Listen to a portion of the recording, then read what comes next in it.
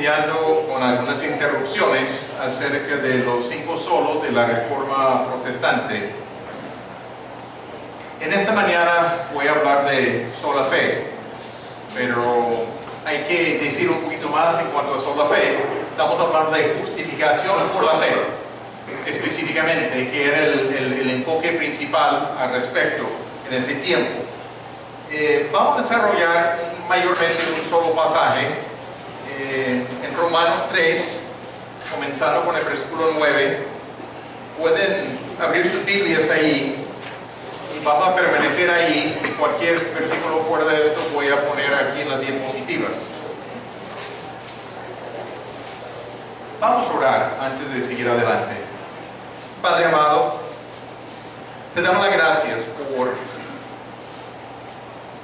el privilegio que tenemos de poder leer tu palabra, meditar en ella y tomar de ella para aplicar en nuestras vidas.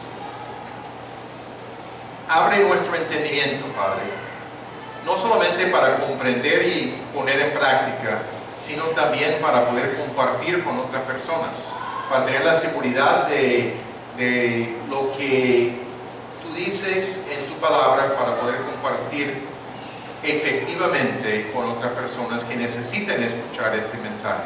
Te lo pedimos en nombre de Cristo Jesús. Amén.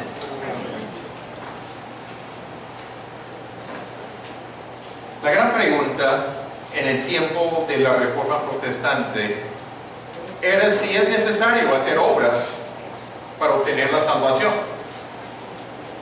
Es la misma pregunta que está vigente en nuestro tiempo. Yo antes creía que tenía que confiar en Jesucristo y hacer obras, buenas obras para obtener la salvación. Creía que era fe en Jesucristo con un entendimiento bastante limitado lo que significaba Jesucristo en ese tiempo, pero también agregar mis buenas obras. Era mi creencia en el pasado. Pero efectivamente, cuando estaba creyendo así, estaba confiando en mí mismo y mis buenas obras para la salvación.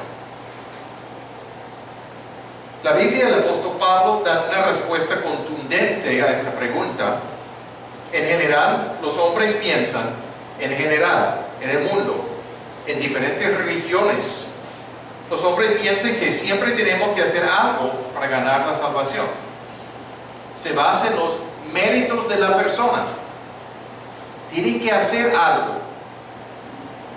Pero la respuesta bíblica es totalmente contraria a este pensamiento. Es solamente la fe en Jesucristo en cuanto a la salvación que sirve para apropiarnos de la salvación provista por la obra de Cristo en la cruz. Miremos un pasaje clave sobre este tema. Vamos a leer en Romanos capítulo 3, versículos 9 al 18 inicialmente.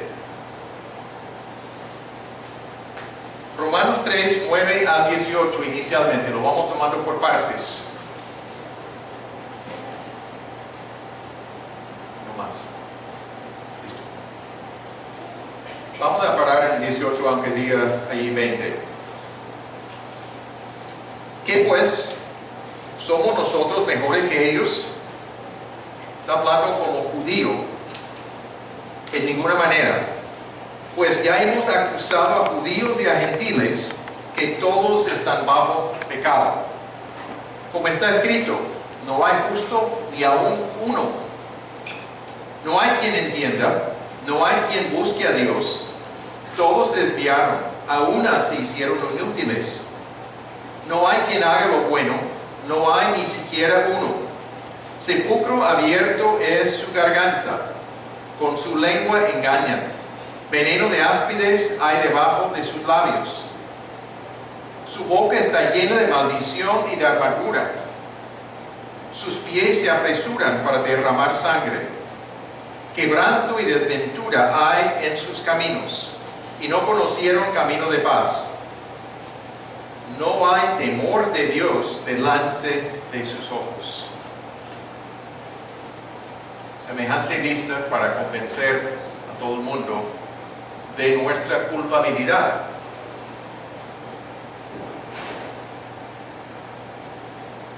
para realizar esta enseñanza voy a pedir mucha participación. He procurado tener algo de participación, pero esta vez va a ser mucha participación. El pasaje está suficientemente claro.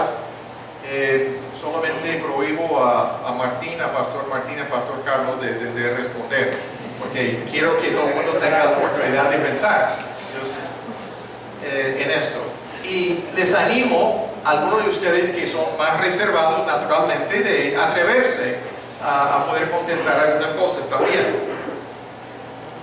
En el versículo 9, Pablo ha estado hablando de la ventaja de ser judío realmente. Y una de las ventajas principales es que habían recibido la palabra de Dios. Tuvieron ese privilegio de poder tener la palabra de Dios y poder entender la voluntad de Dios para sus vidas y la provisión de Dios cuando es que pecaron también.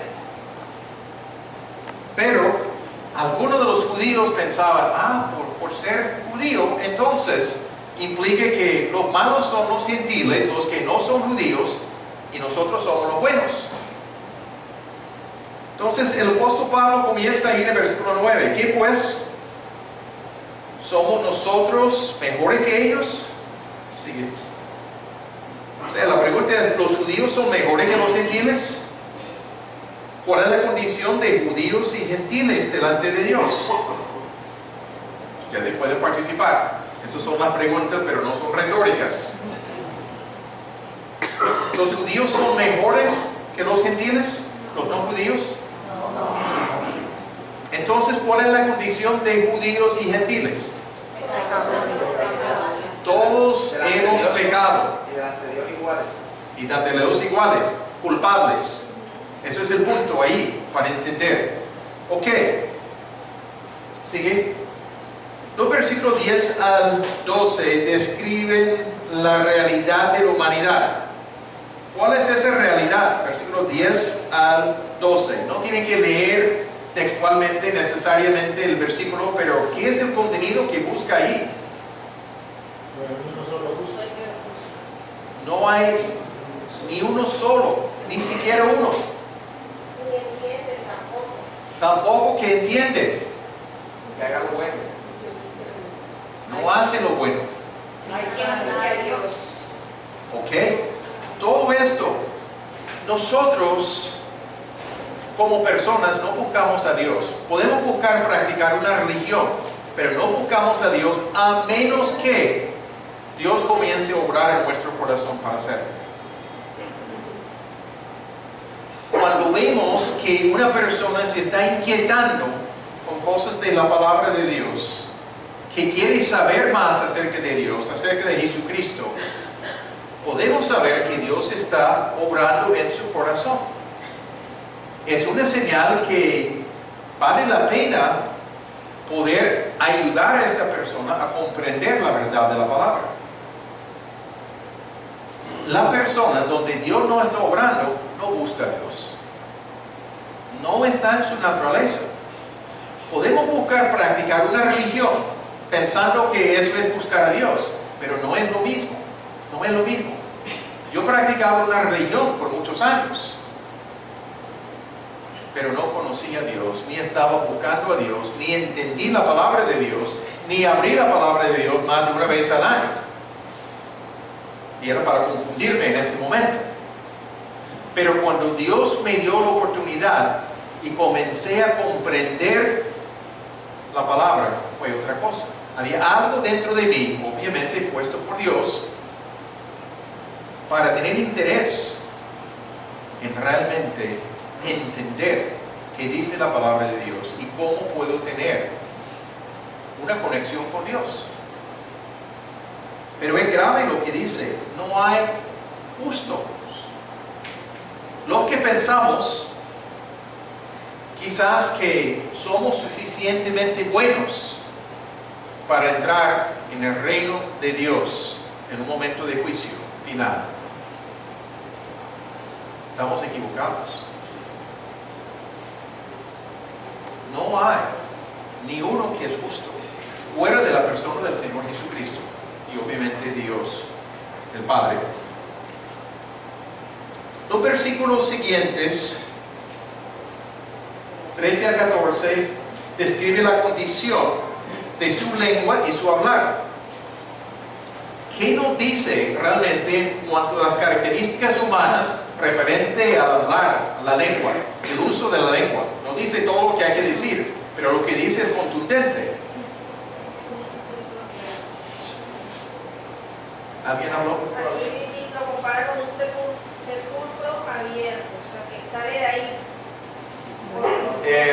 Creo que podemos imaginar algo ahí, o sea, con mucho tiempo, el muerto ahí, el sepulcro se abre, no es nada agradable, pero eso describe la forma de hablar de muchas personas. Cuando yo estuve en el ejército, en un tiempo, yo tenía un sargento que lamentablemente cada 3 palabras era una palabra mala. Cada 3 palabras, hablando con las tropas. No sabía hablar sino así. Uy, horrible, horrible. Pero así es la realidad. No siempre hablamos palabras malas. Hay otra manera de hablar en forma mala también. Hay muchas otras maneras de estar menospreciando a Dios, menospreciando a personas, criticando a todo el mundo, sin tener misericordia, etc. ¿Qué más podemos decir de estas personas en su hablar? Dicen mentiras. Ok, correcto. Veneno de áspides hay debajo de sus labios. Tampoco suena como nada positivo. Con lenguaje muy figurado, tomado del Antiguo Testamento. Está hablando realmente de la realidad, del problema del hablar de las personas. Versículo 15 al 16 describe sus pies y sus caminos. ¿Cómo andan en el mundo? ¿Qué encontramos ahí?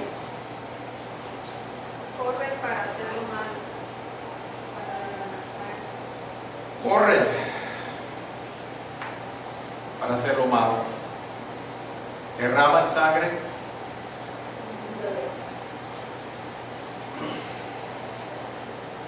No están pensando en lo bueno. No están pensando cómo ayudar al vecino, a la comunidad, a la ciudad, al país. Están pensando otras cosas. Y 17 y 18, puedes decir, describe su realidad de estas personas. ¿Qué es la realidad de toda la humanidad? No hay temor de Dios. No hay temor de Dios. En mi fe venga paz. ¿Ok? ¿Qué significa temor de Dios? Toca identificar el término ahí. ¿Qué significa? Obediencia. Obediencia. Obediencia. Como una respuesta al tener temor a Dios es la obediencia, correctamente. ¿Qué más podemos decir? Reconocer a Dios como un ser superior a nosotros y reverenciarlo, digamos, como tal. Si Dios es nuestro creador, solamente por este punto, por ser Dios santo, Dios todopoderoso, debemos reconocerle como muy superior a nosotros. Es Dios trascendente. No hay comparación con nosotros. Somos criaturas. Pero cuando no prestamos atención a quién es Dios, cuando no prestamos atención a lo que dice su palabra, estamos viviendo nuestra vida en forma independiente de Dios. No le reconocemos por quién es. Y aun cuando llegamos al punto de reconocer nuestra necesidad de Jesucristo, quien murió por nosotros en nuestro lugar, todavía podemos vivir sin mucho temor de Dios. Vivimos a nuestra manera y no según la palabra de Dios, porque es posible prestar atención a mis cosas y y no a lo que Dios ha dicho.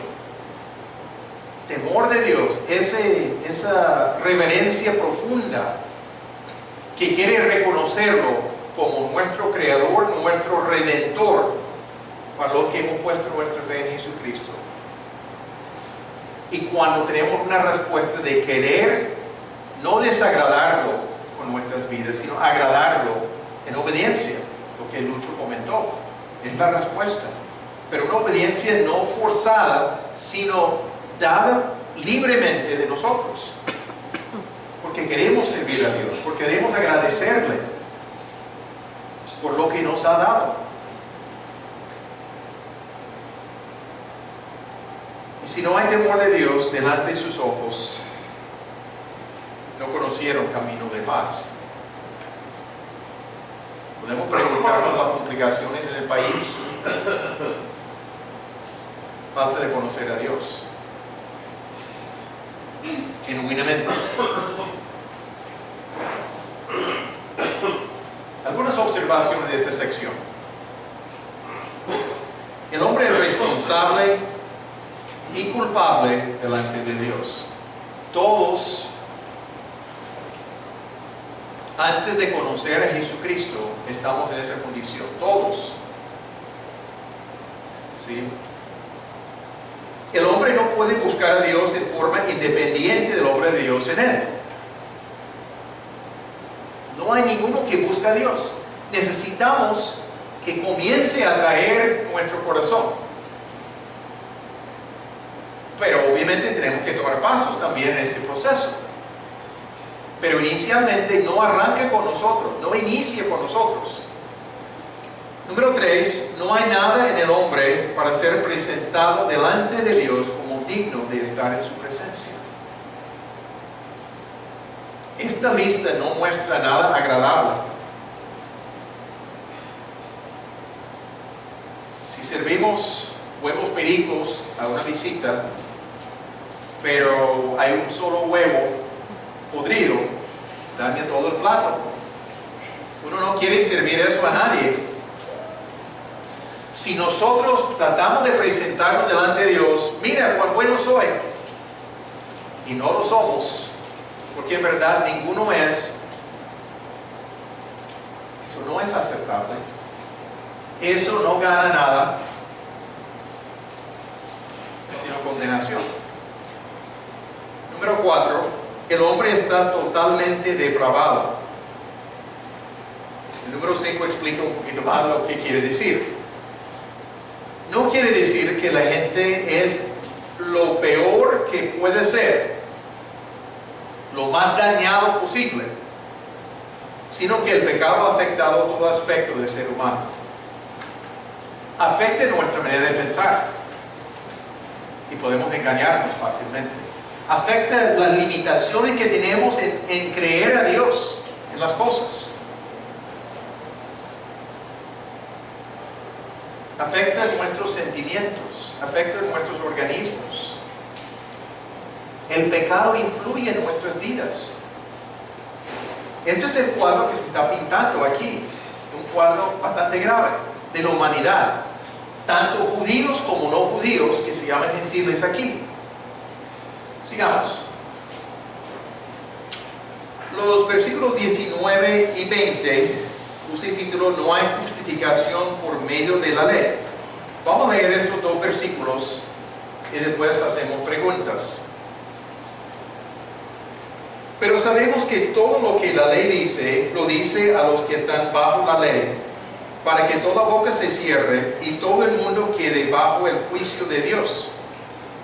Ya que por las obras de la ley ningún ser humano será justificado delante de él, porque por medio de la ley es el conocimiento del pecado. Si cualquier judío piensa que lo anterior, la lista que leímos, tiene que ver solo con los gentiles, que son los malos, estos versículos muestran lo contrario, sin lugar a dudas.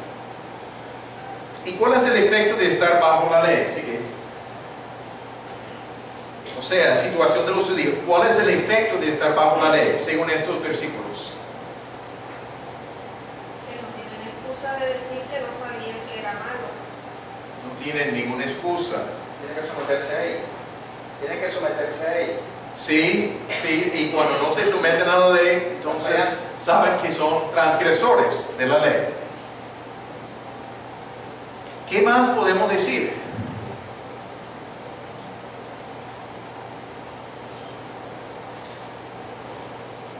Al llegar delante de la presencia de Dios en un momento dado para juicio, toda boca se cierre y todo el mundo quede bajo el juicio de Dios. No hay nada que decir.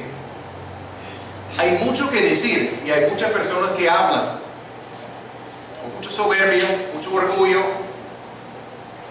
saben todo, tienen soluciones para todo, pero delante de Dios no van a poder decir nada, porque no hay nada que decir. Ya sabrán delante de Él de que no habrá nada que decir para justificarse, para dar excusa, para decir yo soy bueno. Van a reconocer que no son y quedan bajo el juicio de Dios. Los judíos no están en una mejor situación que los gentiles, igualmente culpables. Por nacer en el pueblo judío no era ninguna garantía de estar bien con Dios. Otra pregunta: ¿puede el hombre ser declarado sin culpa por cumplir las obras de la ley? Jamás. Jamás. ¿Qué más? Nunca. Está bien, Lucho. Jamás y nunca. Estamos de acuerdo.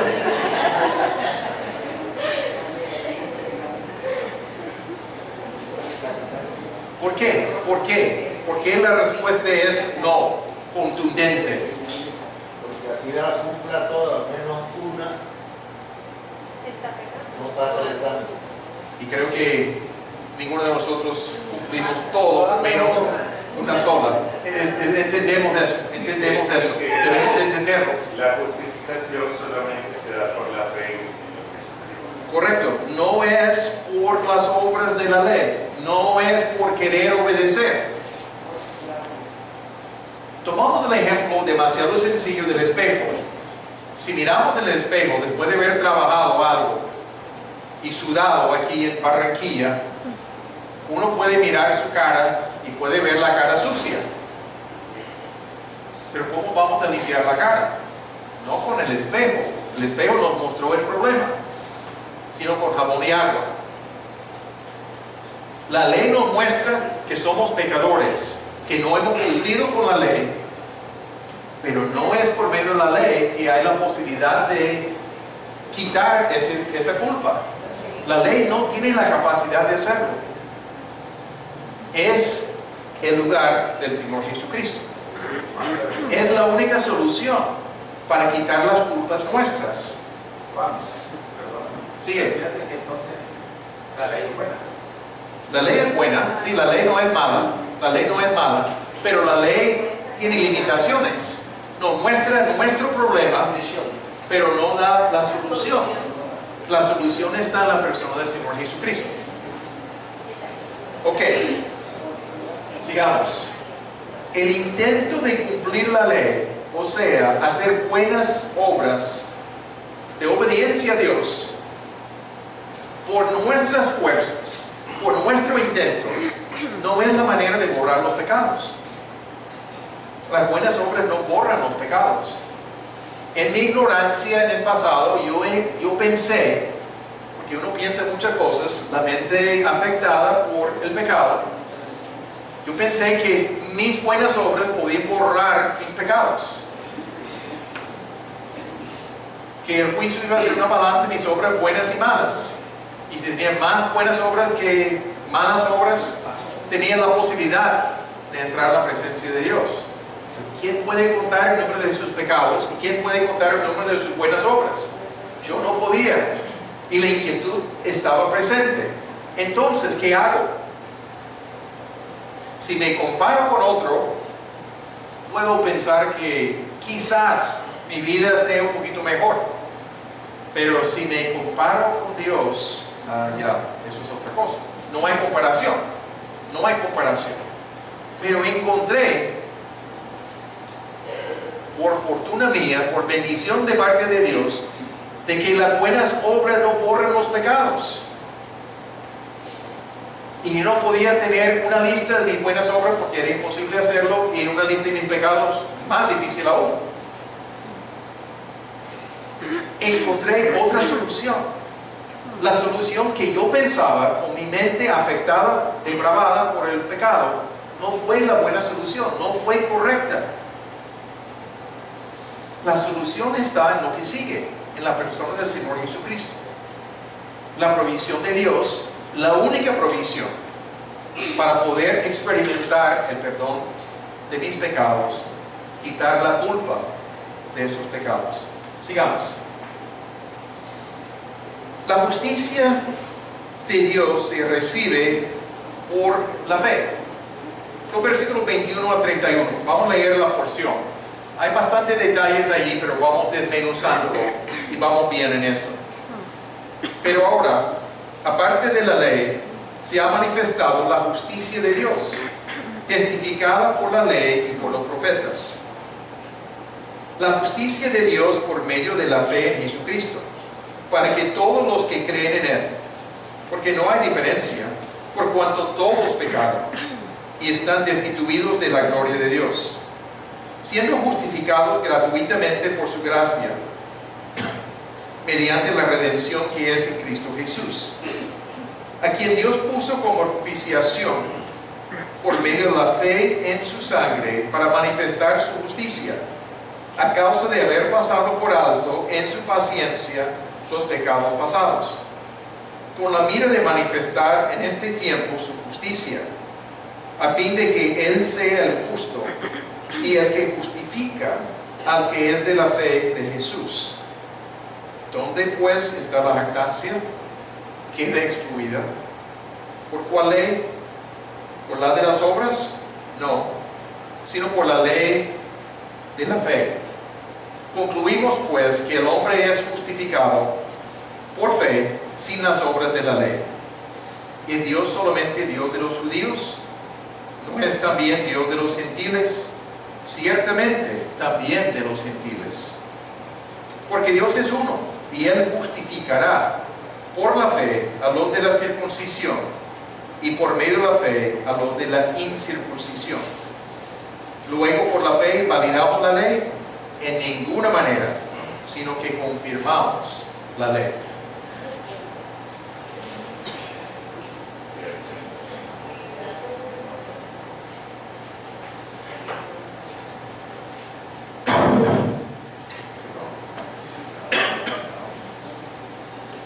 Vemos un contraste fuerte aquí con lo anterior.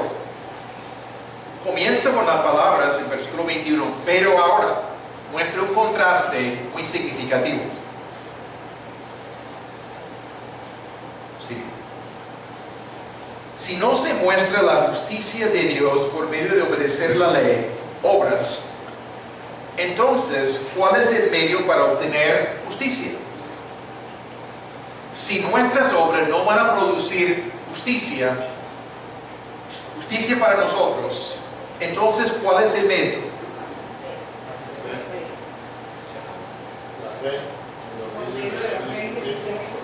La fe en el Señor Jesucristo.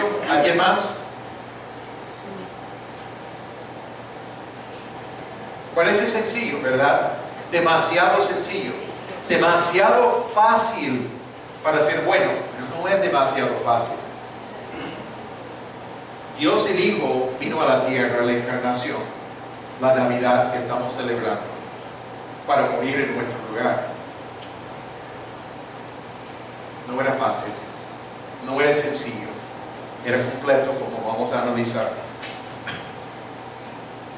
El Antiguo Testamento ha dicho lo mismo. Vamos a ver varios versículos. ¿Alguien que puede leer este de Génesis 15, 6? Y creyó a Jehová y le fue contado por justicia. Hablando de Abraham.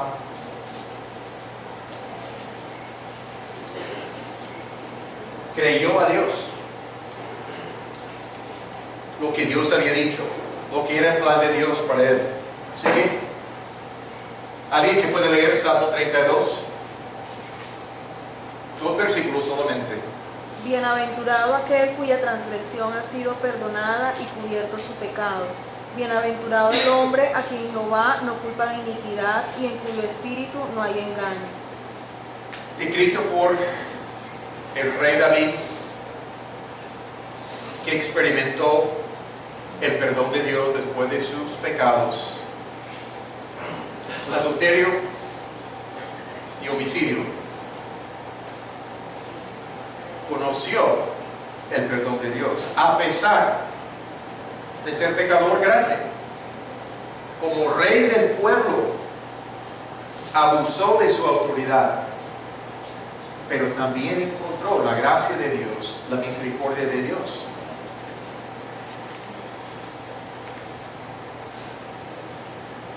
Sigamos. ¿Alguien puede leer este? Isaías 53, lo que narra la crucifixión de antemano. Verá el fruto de la aflicción de su alma y quedará satisfecho. Por su conocimiento justificará mi siervo justo a muchos y llevará las iniquidades de ellos. Está hablando de Jesucristo ahí. Mensaje claro. Él llevará las iniquidades, morirá en lugar de los pecadores, en lugar nuestro. Tomará el juicio que nosotros merecimos. Pero por su conocimiento justificará a mi siervo justo a muchos, el Señor Jesucristo. Al conocerlo, al tener una relación con Él, al poner nuestra fe en Él, recibimos la justificación que vamos a identificar dentro de poco. Está claro que tenemos que excluir completamente las obras como medio para obtener la justificación. No podemos incluir las obras, porque cuando incluimos las obras, ya no es por fe en lo que hizo Jesucristo, ya es lo que hago también yo. Y eso no puede ser aceptado por Dios, porque lo que hago no borra mis pecados, no quita lo malo que he hecho. No es la forma como Dios lo plantea. No somos buenos como Dios es bueno. No somos perfectos. No somos sin pecado.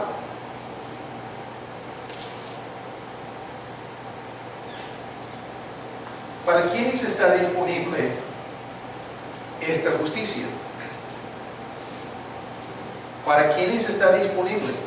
Es importante la pregunta. El pasaje da la respuesta. Para toda la raza humana. Para toda la raza humana. ¿Y cuál es la condición? Que creen en Jesucristo. Creer en el Señor Jesucristo. ¿Implica creer superficialmente? Si preguntamos en Colombia, o vamos a limitarlo a Barranquilla, yo supongo que un gran porcentaje de personas van a decir que creen en Jesucristo. Pero ¿qué significa creer en Jesucristo? Creer que existió, creer que un buen hombre, creer que Dios le envió. Puede ser que creen todo eso. Conocer la biografía de otra cosa. ¿Ok? Solamente la biografía sabiendo eso. ¿Qué está hablando cuando hablamos de creer en el Señor Jesucristo aquí? Tener la convicción de que cuando el Señor Jesucristo murió en la cruz, murió por mis pecados. Esa convicción de que murió por mis pecados, específicamente, correcto, y la decisión, el ejercicio de la voluntad de confiar completamente en lo que Él hizo y no en lo que Él hizo y lo que yo hago, que es la gran tendencia de muchas personas.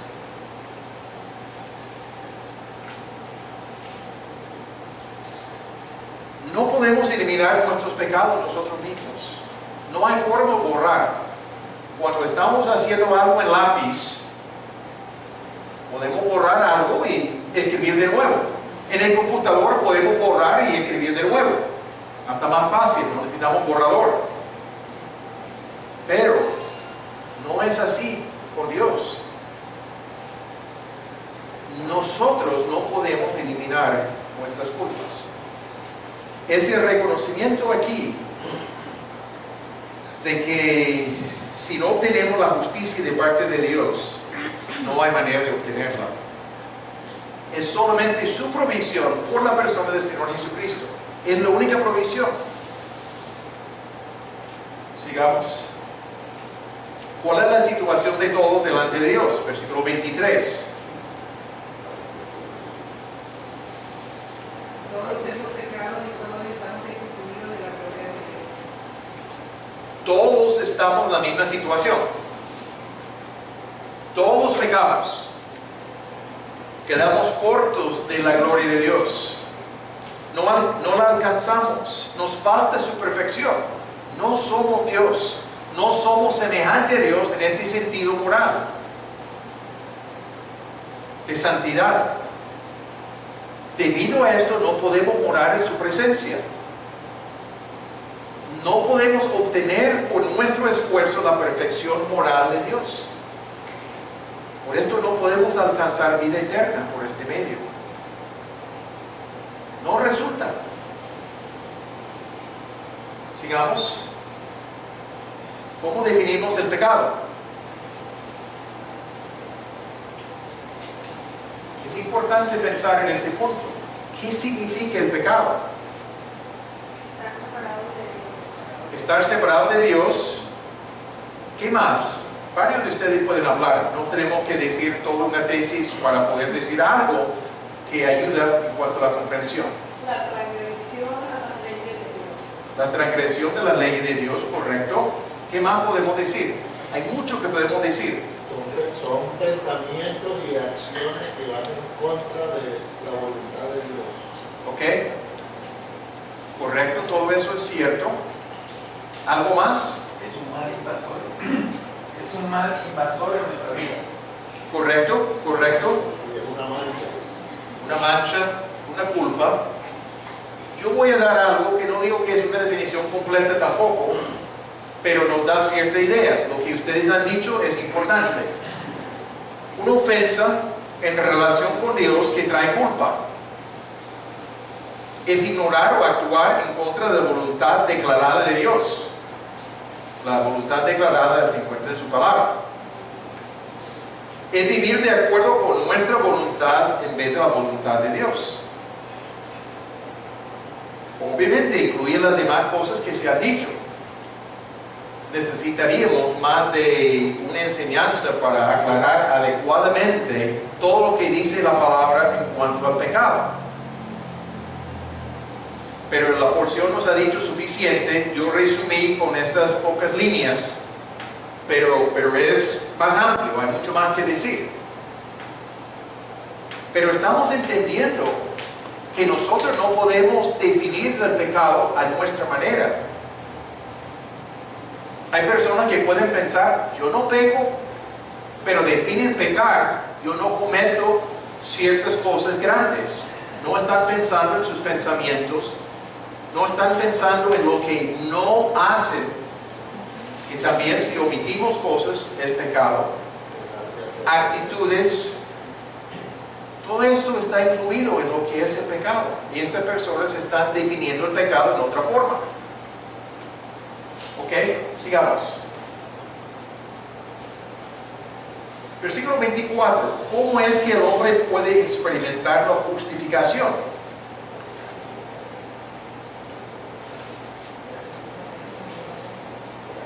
Cambio de vida.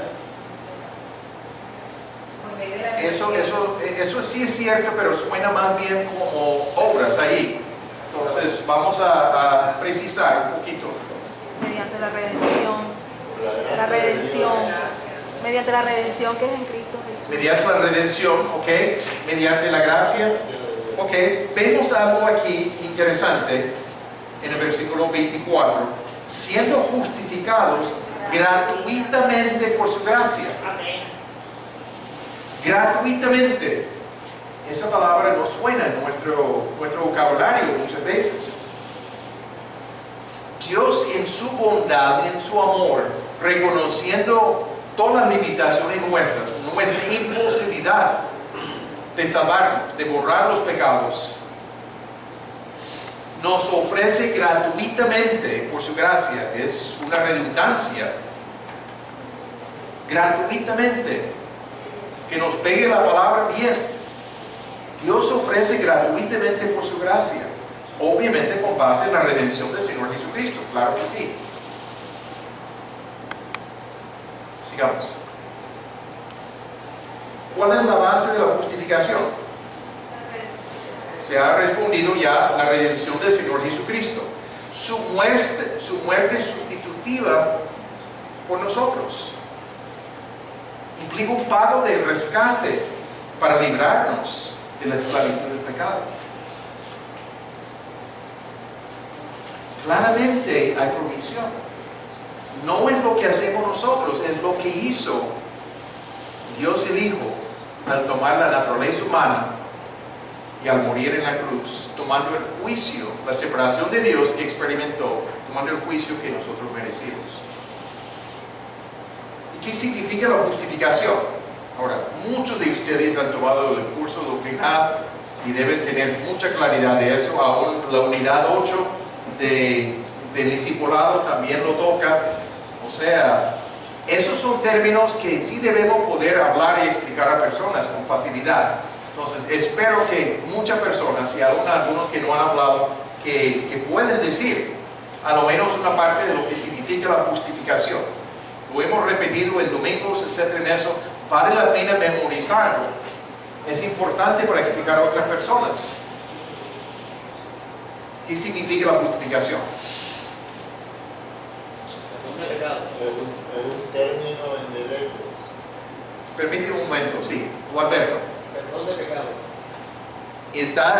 Incluye el perdón de pecado, correcto. Roberto, ¿qué más? Es un término legal. El término legal. Cuando el juez declara a una persona inocente, dicta sentencia. ¿Es culpable o es inocente? Maneja el aspecto judicial, legal, sí. Higinio. Es la acción de parte de Dios de limpiar el pecado. La acción de parte de Dios en hacer qué? Limpiar. No tanto limpiar, eso es otra faceta, es declarar. Es declarar realmente como juez. El juez no limpia en sí, sino declara culpable o inocente. Declarar libre de culpa.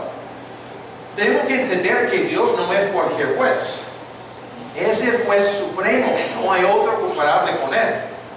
Es el único que tiene total derecho de actuar.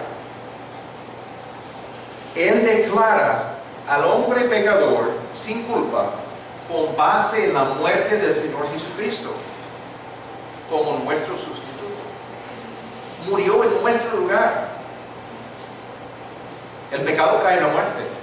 Jesucristo tomó la muerte nuestra como nuestro sustituto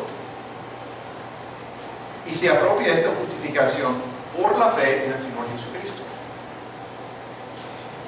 Ay, es verdad. Por ejemplo, yo haciendo obra, y cuando yo decía, ¿cuándo las obras buenas van a empezar más que las malas? Pero cuando yo entendí eso, se me cayó un peso de encima, porque uy. ¿Lograron escucharla? Atrás. Ok. Sufrió tratando de ver cómo obtener el perdón de sus pecados. Lucho. Dios nos hace justo. Dios nos hace justo.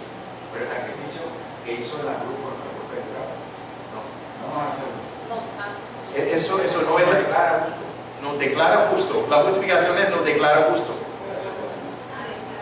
La santificación es el proceso donde nos hace progresivamente justo o santo. La santificación. Sí, Dios obra en ese aspecto también, pero la justificación es su declaración como juez. La santificación es el proceso de hacernos más santos, donde Él obra y donde tenemos responsabilidad. Nos apropiamos de la provisión de la justificación por la fe en el Señor Jesucristo. Sigamos. Versículo 25, ¿cuál es la provisión de Dios para poder manifestar su justicia?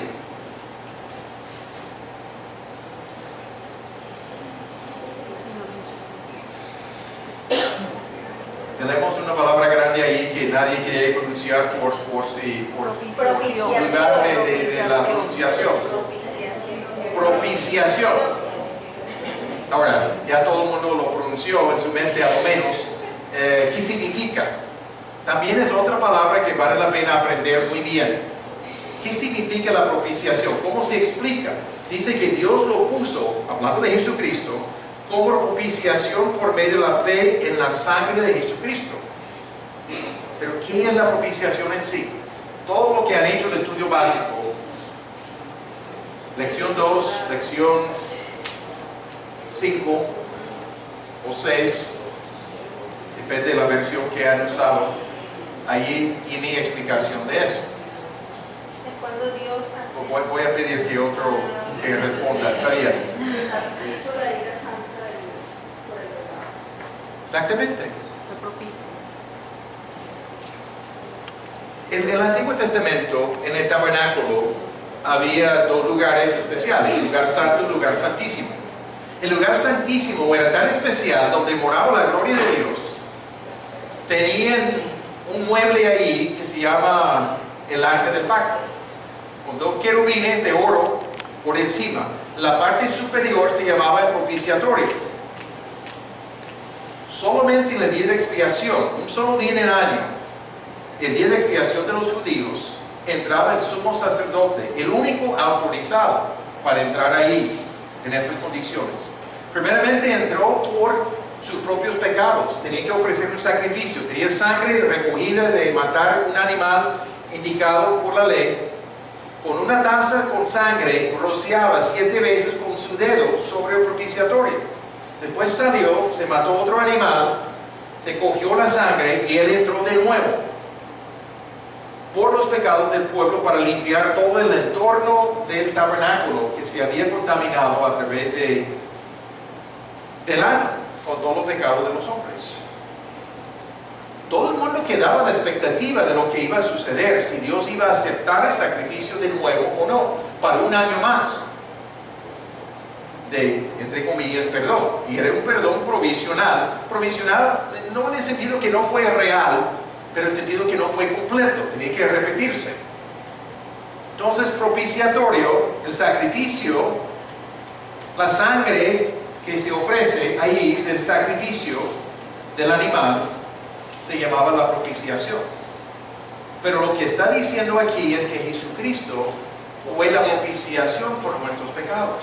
Él es el sacrificio definitivo, el sacrificio perfecto.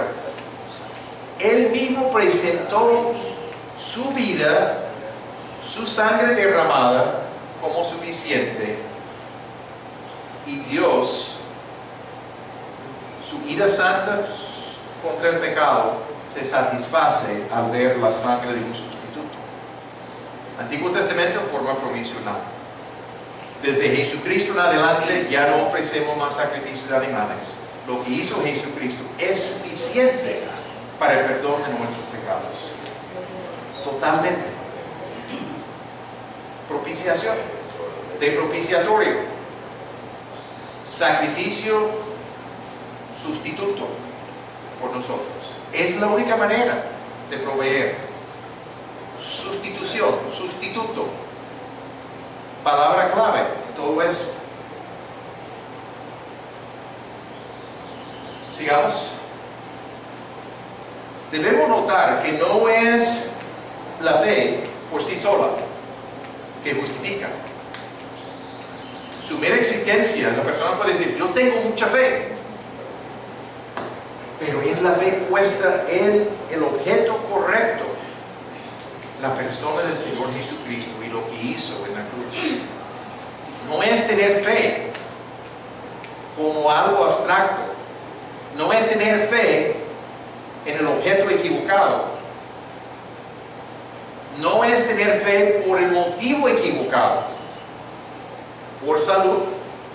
Es válido pedir a Dios en cuanto a salud, en cuanto a empleo, en cuanto a muchas cosas en la vida, Eso no trae la salvación. El hecho que yo oro y pido a Dios algo es explícitamente poner nuestra fe única y exclusivamente en la persona de Jesucristo. Estoy seguro que la gran mayoría han creído esto. Vale la pena tener la destreza para poder explicar estas cosas también con la Biblia abierta a otras personas. Y creo que hay muchos que son capaces. Ojalá que todos sean capaces de poder explicarlo con palabras sencillas a otras personas. Sigamos un momentico antes de eso. El versículo 25 menciona a quien Dios puso como propiciación por medio de la fe en su sangre, el reconocimiento del valor de la muerte de Jesucristo en nuestro lugar. Y la muerte de Cristo es para manifestar la justicia de Dios.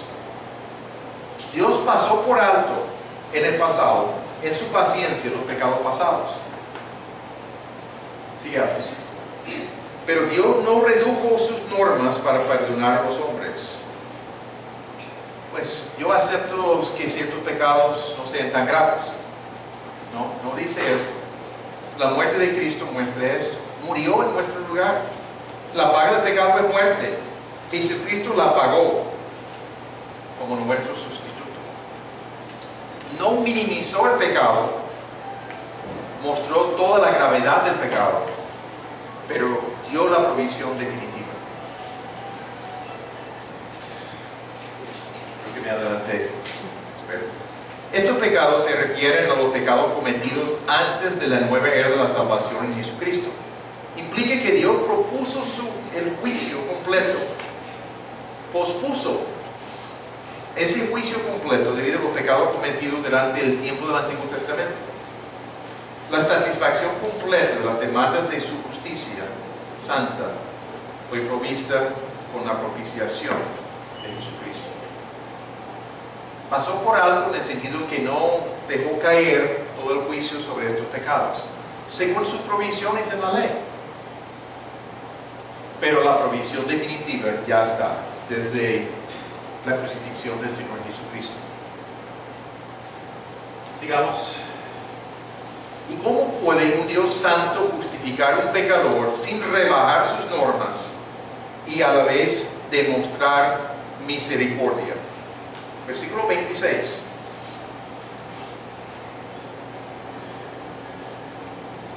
¿Me pueden ayudar con la respuesta? ¿Cómo puede un Dios santo justificar a un pecador sin rebajar sus normas y a la vez demostrar misericordia? Ya se ha dicho.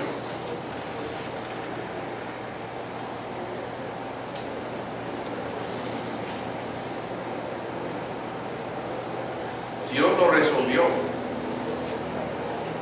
ese dilema al sacrificar a su Hijo Jesucristo. La muerte de Jesucristo demuestra las normas justas de Dios. Dios ha dicho en Romanos capítulo 2, no hay acepción de personas, ni para el juicio, ni para la provisión de salvación. Por lo tanto, hubo juicio contra los pecados en la persona de nuestro sustituto, Jesucristo, como la justicia que Dios exige. A la vez, la muerte de Jesús en reemplazo de los pecadores permite que Dios, como juez supremo, pueda declarar al pecador sin culpa cuando ponga su fe en Jesucristo. Menciona 26, a fin de que Él sea el justo, Dios el justo, y el que justifica al que es de la fe de Jesús. Dios es justo, pero el que justifica por su provisión de la persona de Jesucristo. Sigamos. Los versículos 27 en adelante aquí ya muestra lo que la fe en Cristo excluye y utiliza preguntas retóricas, pero contesta sus preguntas también muchas veces. ¿Dónde está la jactancia? El orgullo mira lo que yo he hecho. ¿Dónde está? Por fuera. No hay nada de orgullo personal, no es lo que hemos hecho. Es lo que hizo nuestro sustituto, Jesucristo. Él era perfecto. Tomó nuestro lugar, tomó el juicio que merecimos. Nosotros no hicimos nada para merecer eso. Por eso que no hay jactancia. Yo no puedo llegar delante de Dios. Agradezco mucho lo que hizo Jesucristo, pero también mira lo que yo hice. ¿Cuánto doné a través de los años para buenas causas? ¿Cuánto servicio di a muchas personas que tenían necesidades? Eso no es lo que cuenta. No es lo que cuenta. Puede ser cosas buenas, pero no es lo que cuenta. Entonces, la siguiente. ¿Dónde está la sigue? ¿Por cuál ley? ¿Por la de las obras?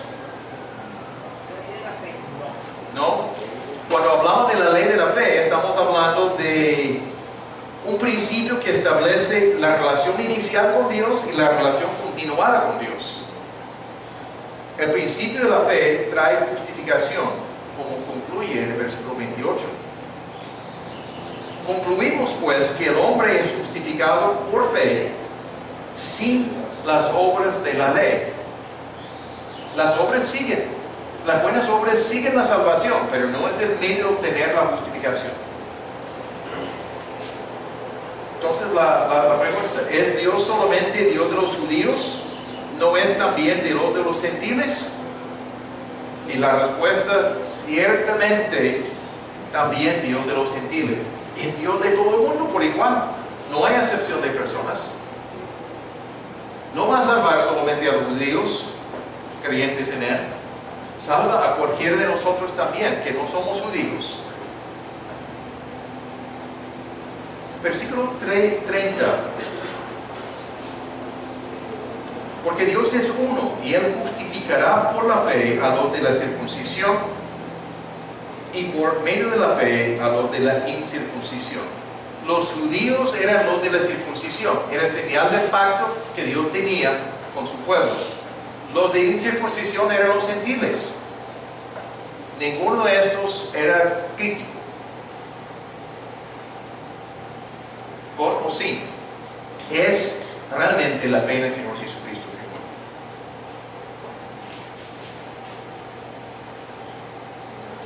Y la pregunta que sigue, luego por la fe validamos la ley. Y la respuesta en el 31, en ninguna manera, sino que confirmamos la ley. La fe no permite rebajar las normas de la ley. Si alguno enseñara que se necesita guardar la ley para ser justificado, tendría que debilitar la integridad de la ley, puesto que ninguno puede guardarla perfectamente. Tendría que cambiar la definición del pecado, eliminar muchos aspectos.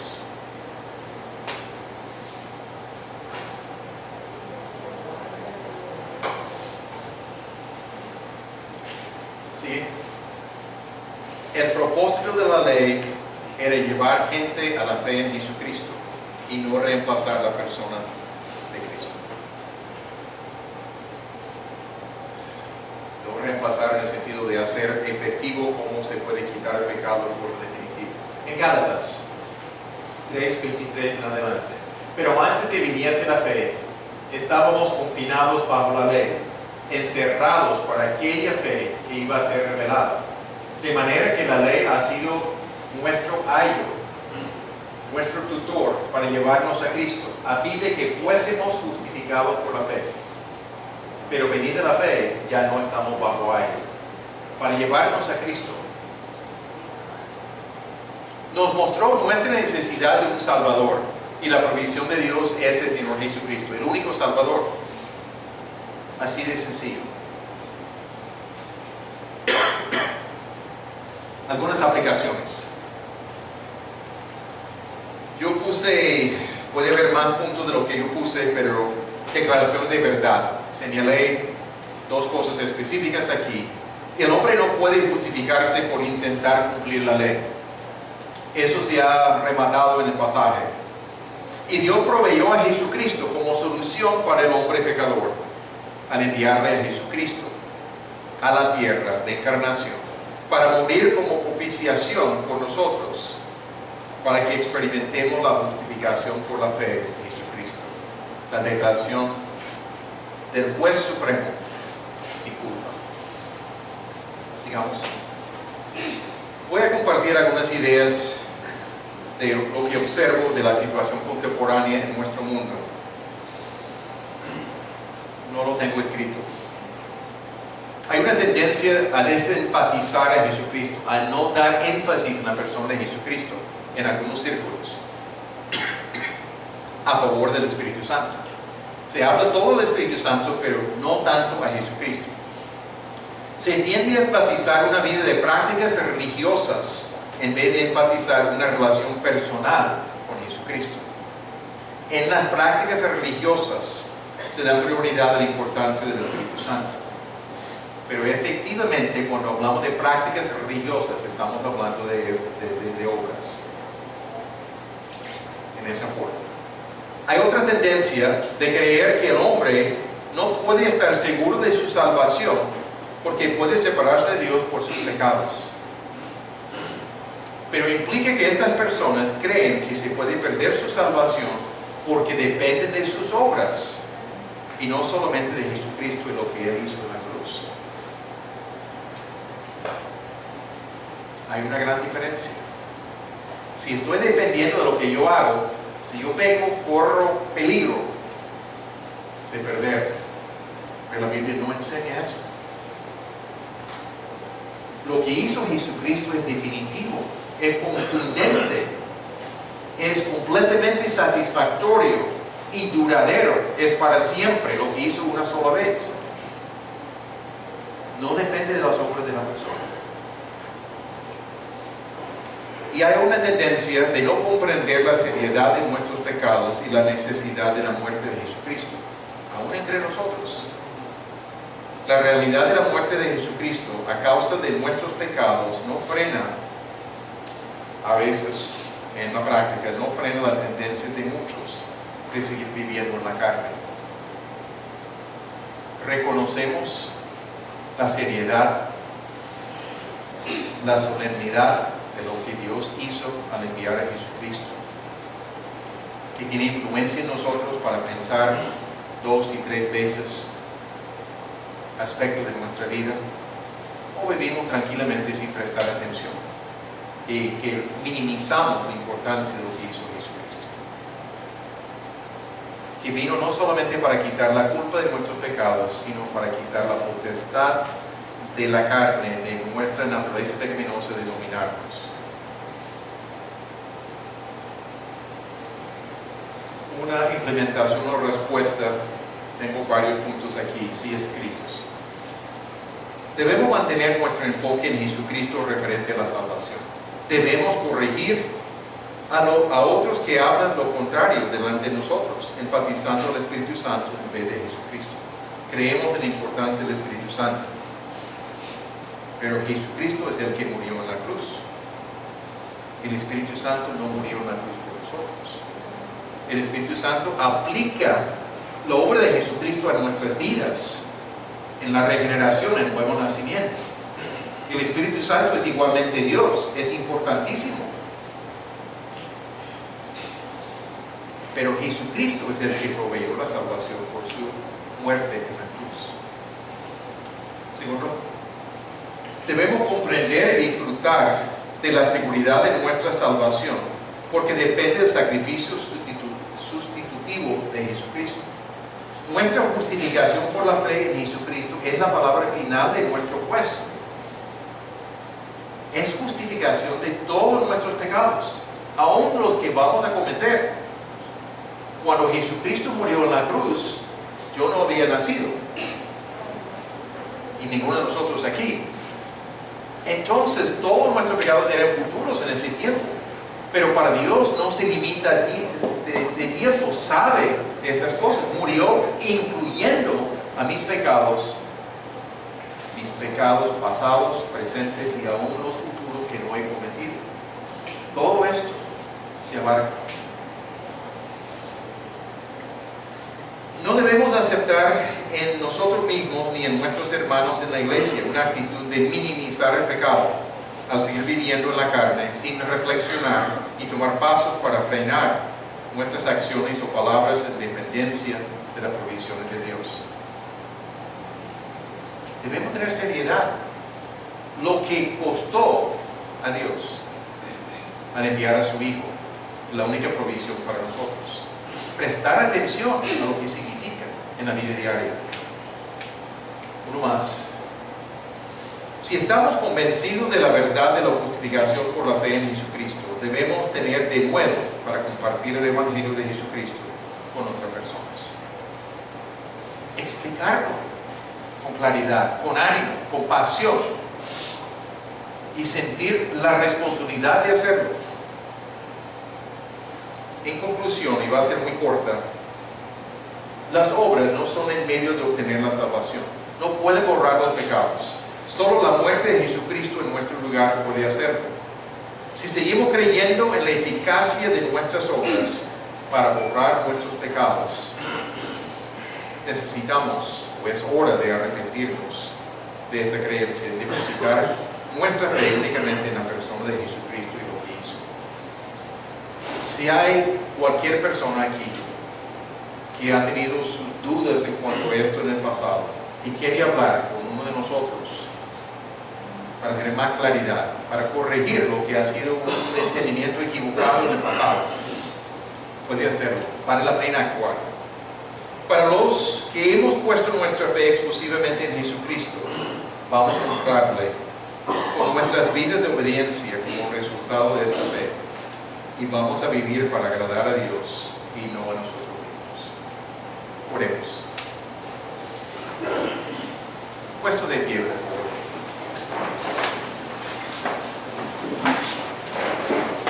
Padre,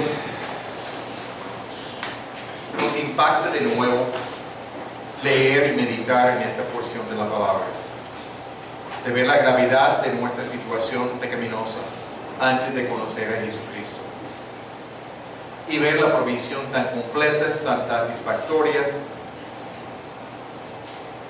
que tú nos diste gratuitamente a nosotros. No merecemos nada de tu amor, Padre, pero nos diste ese privilegio de poder recibir la justificación por la fe en el Señor Jesucristo. Te alabamos, te damos las gracias desde la profundidad de nuestro corazón. Penetra en nuestras vidas lo significativo de este capítulo y de poder celebrar y entender como los de la Reforma la importancia de esta doctrina y ser celoso delante de otras personas de lo que dice tu palabra. Te lo pedimos en nombre de Cristo Jesús. Amén.